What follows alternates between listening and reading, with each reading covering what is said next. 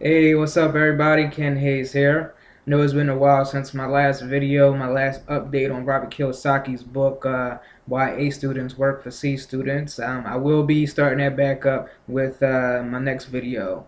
This video, I wanted to share with you something very, very important, something that was very, very impactful on me. And I know that it will be the same on you.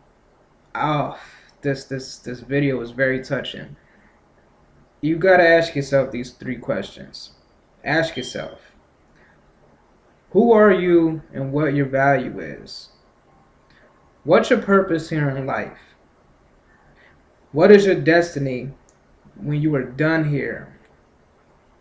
And if you don't have an answer for those three questions, you are more disabled than a person born without limbs.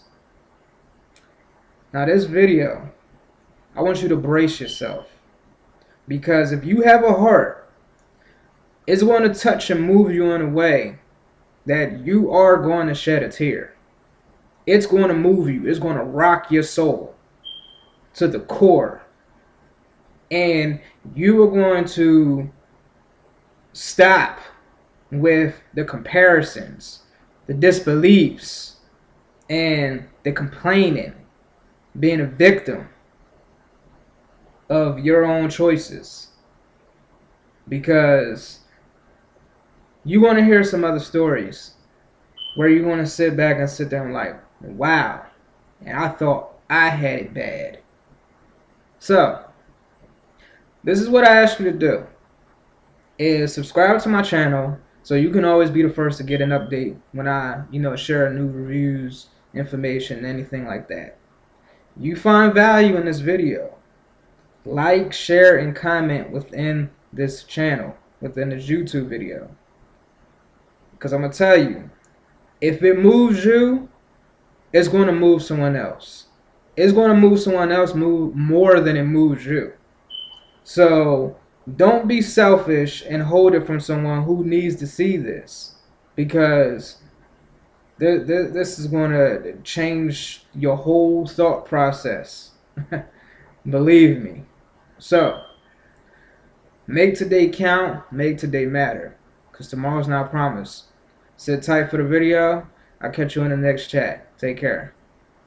I'm glad that you enjoyed the film. I do want to say, though, that I had no writing credits, no nothing, in that I was just one little piece in that whole thing. And it was a little nerve-wracking at first. My palms were sweaty, my knees were shaking. I didn't know exactly what to expect, but I'm just so thankful. In every season of my life as a young 27-year-old, you roll with the punches. You don't know what's around the corner until you go around the corner. And tonight I've been asked to delightfully, I say yes to the request of me sharing just a little bit of motivation and inspiration for you in your own life. I don't know who you are. I don't know what you're going through. I'm not here to pretend that, I understand what you're going through or how you feel in your life. And, it's funny when you see a man without arms and legs up on stage with a smile. You sort of subconsciously compare your suffering to my suffering, and in your own mind, your conclusion is that, well, you'll never complain again in your life because you can't imagine how it would be without limbs. However, I believe it's worse actually being in a broken home than having no arms, no legs. And I used to say that I believe that the biggest disability of all is fear, but after watching that film, I want to maybe change it up a little bit. I think the biggest disability that we have as human beings is unbelief. Everything starts with a vision, and a man without vision dies. And for you here at Full Sail University, I personally have seen a lot of things. I've seen a lot of good things. I've traveled 35 countries. I've spoken to 5 presidents and 4 congresses, and 750 million people around the world know about my story. But man, I need to tell you something. I went for a tour with John and Esther for the entire afternoon around this university. And I seriously salute you. I salute you, John.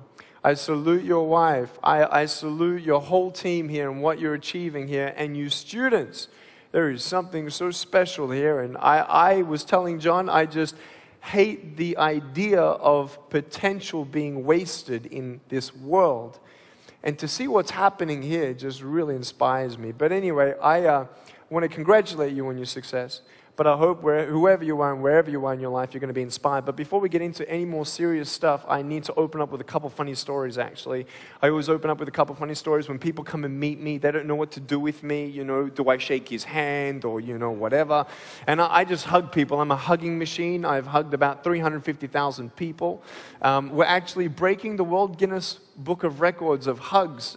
In 3 weeks, we're going to be hugging 1,200 individuals in 1 hour. And no, they're not going to just pass me down the line, all right?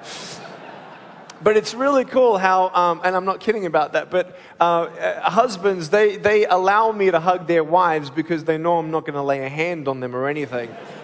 But every now and then I get a little nervous that someone's just going to come up, pick me up, and take me home. You know, it's like, what am I going to do, right? Nothing much. But look, I like to cause some trouble here and there. You know, when you're having a boring day, you got to change it up, do something you haven't done before. So one day I was on a plane. I was, complaining about my leg room on the plane, and so my friends put me in the overhead compartment. They put me up there, and I could stretch my legs. No, they put me up there, and I wanted to freak someone out. So.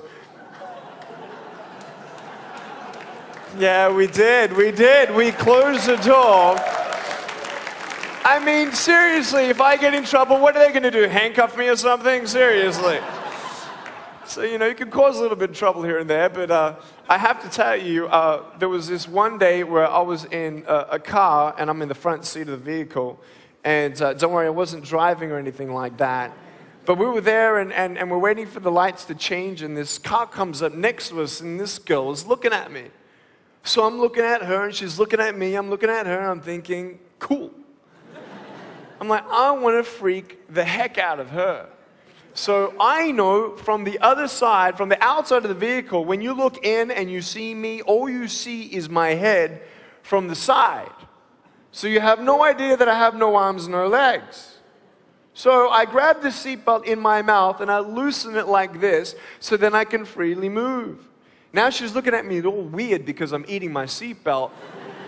But with that undivided attention, knowing all she sees is my head, just imagine that's all you see, I just did this.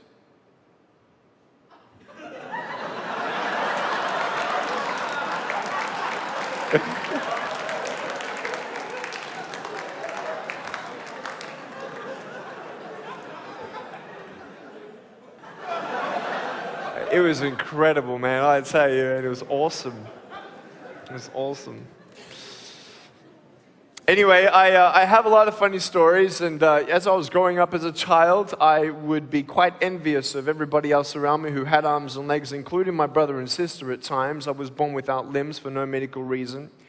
There are times in life where things happen and don't make sense, and I was just sitting on a plane seat next to this guy who was going to visit his mum, and his stepfather just died on Friday. They're burying him tomorrow or the day after, and, I was talking with him a little bit, and, there are just some things that we won't understand in this life. There are some times where you're going to wish that you could rewind and do things all over again. There are times where you just wish you could forget memories, and you try to drown those memories in alcohol or different pleasures, and maybe get distracted by the goals and ambitions of your life and try to put the past behind and move forward. We're all human beings. Please don't get me wrong. I don't wake up every morning with a smile on my face like, hi, everybody! I have ups and downs. You see my foot? Ups and downs, ups and downs. The first thing I want you to take away from today is this. You will have good days and you'll have bad days. But you will always learn something more or something new, and you will learn more overall on bad days than good days. You will learn more about yourself, you'll learn more about relationships, you'll learn about life and principles, and it'll build your character. If you're a person who wants to, let's say, improve on your character of patience, let's say, don't complain when you're waiting in a line. You ain't going to grow in patience until you're put in a place to wait. It's like you go into a gym and, you walk in through the front doors and, you tell your wife or your husband, I'm going to the gym. You go into the gym and you come in 3 feet and you do a U-turn and you ride out, I went to the gym. Ain't going to do nothing. You got to go in there and what are you going to do? You got to pick up the weights and you exercise the muscles that you want to build. I stand before you without arms and legs, but a very strong man because of the bad days in my life. You know how it is. If you didn't go what you've gone through, you wouldn't be who you are today.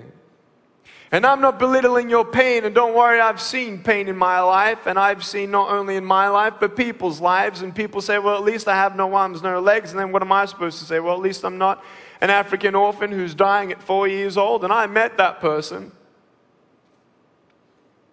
What about the 10-year-old girl that was bought for $700 in Mumbai and kidnapped as a sex slave to have 350 clients before the age of 13, pregnant at 12, put the baby under the bed while she works on top, abandoned by her family? After she pays her debt of $700 after 3 years with her child, she leaves on the streets of Mumbai hoping for a new life. No family, no job, no food. Her baby needs food. She gets raped, beaten up on the street. She comes back to the only way that she knows how to make money. She goes back to the brothels.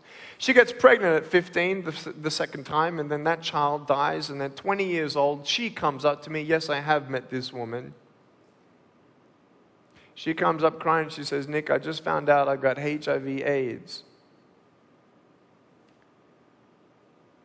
And I got fired from being a prostitute. What do you say to that? You may have arms and legs, but unless you know 3 things. Number 1, who are you and what your value is?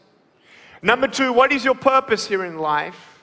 And number 3, what is your destiny when you're done here? If you don't know the answers of any of those 3 questions, you're more disabled than I. I love old people. I just want to make that the foundation. Love, love, love, love, love, love, love. So,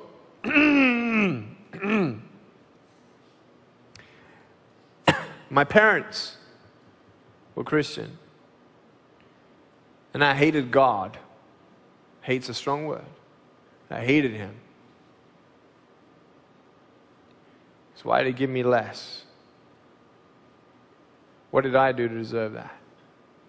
These kids who pick on me at school, they deserve not to have no arms, no legs. Not me. So I read about this God.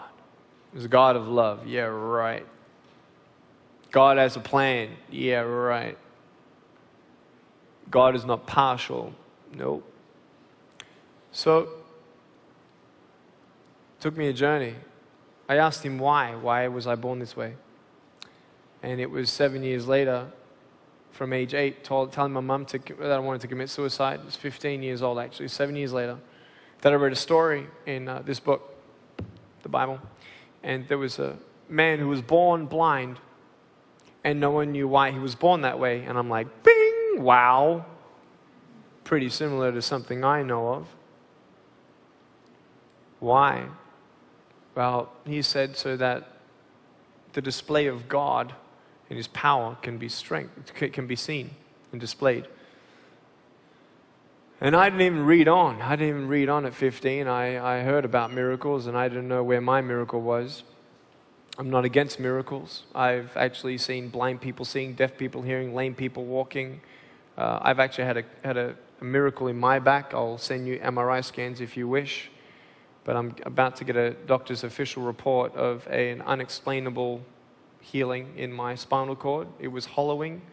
I was at 19.